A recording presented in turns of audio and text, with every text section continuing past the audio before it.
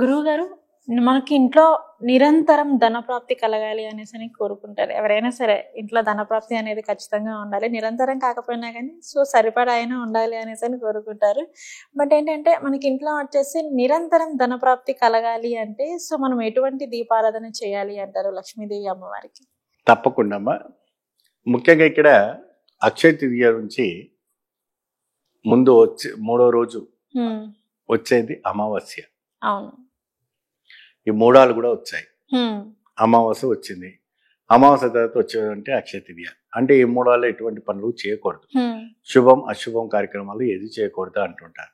కానీ మొదలు పెట్టుకున్నటువంటి పనిని అది కంటిన్యూ చేయాలి. అసలు మూడాలంటే ఏంటి గురువు గారు?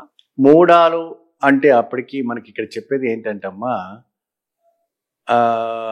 ఏదైతే చేయకూడదు అంటే శుభకార్యాలు ఏది చేయకూడదు. అంటే మూడాలు వచ్చాయి కదా, శుభకార్యాలు అంటే ఇక్కడ దుర్ముహూర్తము ముహూర్తము మూడాలు అంటారు.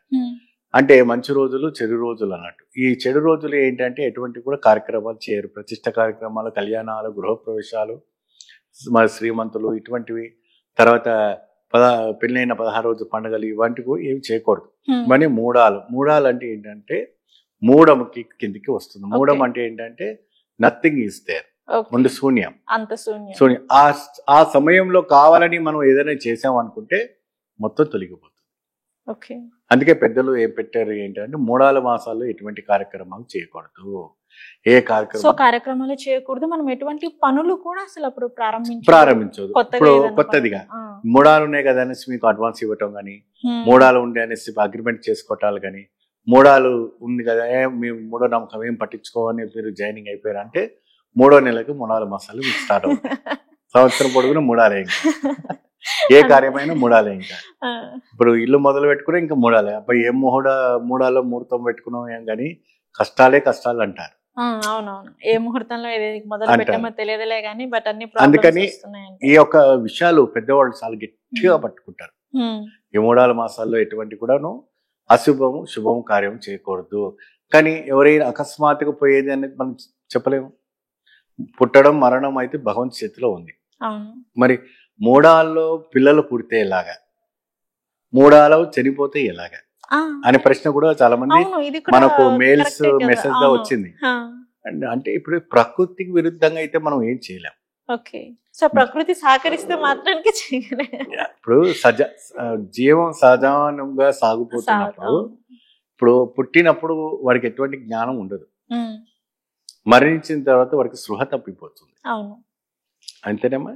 పుట్టిన వాడికి ఎలా ఉంటుందో మరణించిన వాడికి కూడా అలాగే ఉంటుంది. కాబట్టి కానీ మేము మా ఆయన మూడాలో పోయాడండి, మా ఆవిడ మూడాలో పోయిందండి, యాక్సిడెంట్ అయ్యి ఆవిడ మూడాలో పోయారనేసి అంటుంటారు. దానికంటే ప్రత్యేకమైనటువంటి ప్రయాగాలు పరిహారం చేసుకోవాలి.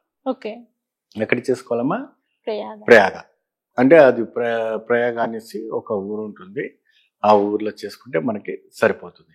అయితే ఇక్కడ ప్రత్యేకమైనటువంటి దృశ్యం ఏంటంటే ఈ మూడాల్లో ఇటువంటి పుట్టినప్పుడు చేసినప్పుడు దాని ఒక టైం సందర్భం చూసుకొని మంచి రోజులు వచ్చిన తర్వాత ఆ అబ్బాయికి శాంతి చేయాలి. అబ్బాయి అయినా అమ్మాయికైనా శాంతి చేయాలి, కంపల్సరీ చేయాలి. శుభముహూర్తాలు వెంటనే ఉంటాయి కాబట్టి ఏమ్మా తప్పకుండా వస్తుంది. ఎందుకంటే మనిషికి ఇవాళ రేపు ఏడుస్తాడు, ఎల్లుండి నవ్వుతాడు. ఏమా అవతల ఎల్లుండి గెలుపు ఉంటుంది. మన మధ్యలో ఏడుపు, ఆ ఏడుపుని తొలగించుకోండి, సంతోషంగా ఉంటే సరిపోతుంది. విజేత అనేది ఎప్పుడు కూడాను మనకు వస్తుందంటే ఓటమి కూడా మనకు వస్తూనే ఉంటుంది. వెంటనే అది ఫాలో అవుతూనే ఉంటుంది. ఏమా ఇప్పుడు రన్నింగ్ చేస్తుంటే మీకు ఎడమకాలు కుడికాలు పరిగెత్తని మీరు రన్నింగ్ వస్తుంది. ఒక కాలుతో మనం పరిగెత్తలేం కదా.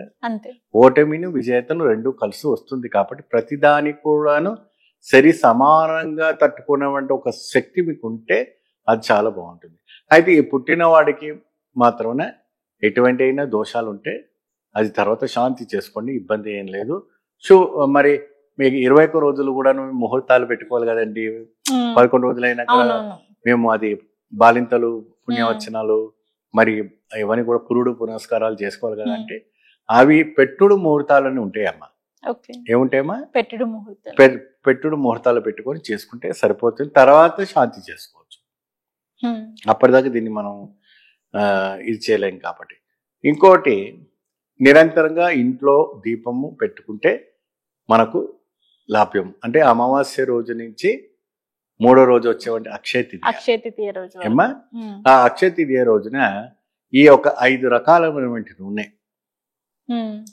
బిప్ప నూనె, వేప నూనె, ఆవాల నూనె, నువ్వుల నూనె, ఆవు నెయ్యి, ఈ 5 రకాలమైనటువంటి నూనెని ఒక ఎరుపు రంగులో ఉన్నవంటి మట్టి పాత్ర ప్రమిదలు 2 ఉంటాయి. కింద ప్రమిదలో రాళ్ళు, అంటే మన ఉప్పురాలు ఉంటాయి కదమ్మా, ఉప్పురాలు, పంచదార పోయాలి. దాని కింద కింద ఒక బౌల్ లాగా పెట్టి దాంట్లో రాళ్ళ ఉప్పు వేసిన తర్వాత దాంట్లో పంచదార వేయాలి. పంచదార అంటే మనం రోజు చక్కెరలో టీలో కప్పుకోవడం పంచదార కాదు, అది కూడా రాళ్ళ మిశ్రీ లాగానే ఉంటుంది. అది వేసుకోవాలి, చక్కగా అందులో పెట్టుకోండి.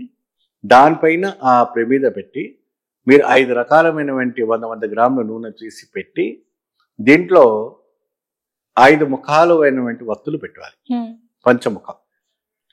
ఏమండి, ఈ 5 ముఖాలు పెట్టి లక్ష్మీదేవి దగ్గర పెట్టుకొని బంగారపు నాణ్యం కానీ లేదంటే డబ్బులు కానీ ఇంకేదైనా కూడా ప్రసాదం అక్కడ పెట్టి చక్కగా అమ్మవారికి ఏంటంటే గుడా అన్నము, పాయసము, ఏమండి వడపప్పు, పానకము అంటే చాలా ఇష్టము, లేదంటే చెరుకు రసము, పదవిధమైన రసం అంటారు. పదవిధాన రసం అంటే ఏంటంటే దానిమ్మ రసము, సపోటా రసము, లేదంటే నిమ్మ రసము, అటువంటి ఎన్నో రసాలు ఉంటాయి, పదవిధ రసం అంటారు.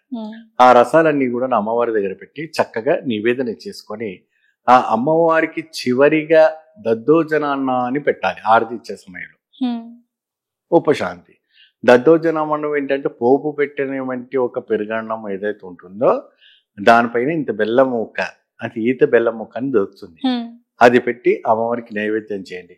అయితే ఈ దీపం పెట్టేసి నేను చెప్పినామంటే ఒక మంత్రాన్ని మీరు జపం చేస్తే నిరంతరంగా అష్టైశ్వర్యాలు సంవత్సరం పొడుగునా కాదు, లైఫ్ లాంగ్ ఫుల్గా మీకు ధనప్రాప్తి కురుస్తూ ఉంటుంది. ఇది పరమ సత్యం. సో మీరు కింద స్క్రోల్ అయిన నంబర్కి మీరు సంపాదిస్తే తప్పకుండా ఆ మంత్రాన్ని ఇవ్వటం జరుగుతుంది, పాటించవచ్చు.